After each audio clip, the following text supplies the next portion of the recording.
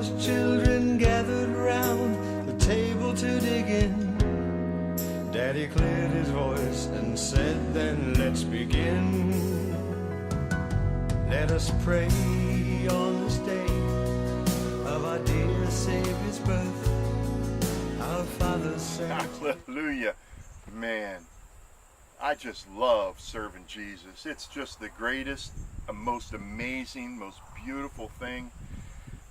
I don't know what I did before I met Jesus. Wow, it's crazy, man. You know, we read in 1 Corinthians chapter 13. Here's just a little sidebar here. You know, as Christians who go to church people, you don't even have to be a Christian, but if you're a church person who goes to church, especially if you're born and raised in church, the church will sometimes say something like, let's open our Bibles to the love chapter. And this happened to me. I was a brand new believer, just gave my life to Christ, and I'm there at church, and I'm just trying to drink in everything I could about the Word of God. And the pastor stands up in the church, and he says, let's open our Bibles to the love chapter. And everybody pulls out their Bibles, and pages are turning, and I'm sitting there thinking, I have no clue what you're talking about. Praise God, there was a man beside me who said it's 1 Corinthians chapter 13. I didn't know it was referred to as the love chapter. I was familiar with it, but it didn't have a title in my Bible that said the love chapter. So it's just something to keep in mind. Communicating with people, that pastor failed to communicate with me what he was talking about. And it's important that we communicate with people. But I'm not here today to talk about communication so much in that sense. Although I guess we really are talking about communication, aren't we? You see, in 1 Corinthians chapter 13, the love chapter, it talks about all these beautiful things that Paul tries to define love by, in some parts, defining what it isn't, and in other parts, defining what it is. And then he tries to give an overview of the goal. We as believers need to walk in love. It is the greatest thing. It's the greatest gift that God has given us, and it's the greatest gift we can give the world around us. Now, not just any kind of love, but that godly kind of love. That love that directs people to God, and that love that kind of keeps the doorways of heaven open here on earth.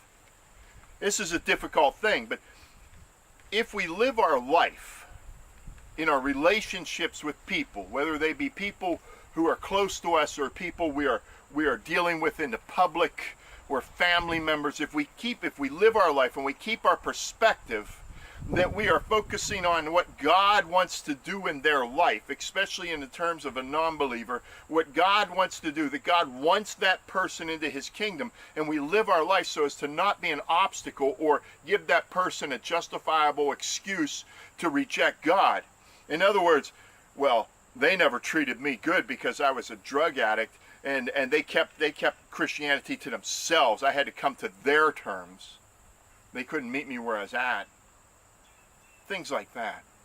Listen, we love people beyond their faults. You see, we don't have to improve, endorse, or support the sinful things they do in life.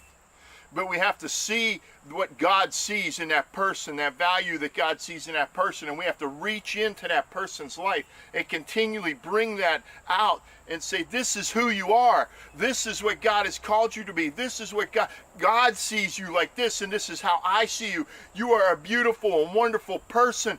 No, these things you're doing, they're not good. These things aren't healthy. They're not right. They're destructive to you and to people around you. They are offensive to God, but God sees you and he loves you. See, these things you're doing, they don't define who you are.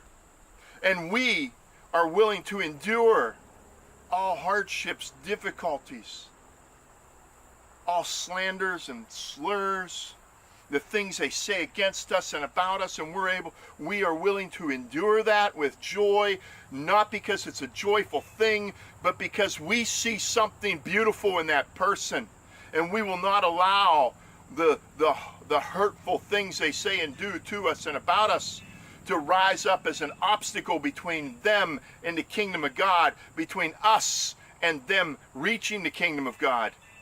We are willing to be the warrior who will go through the difficult place to help to be the hand that rescues them from the place they're currently at.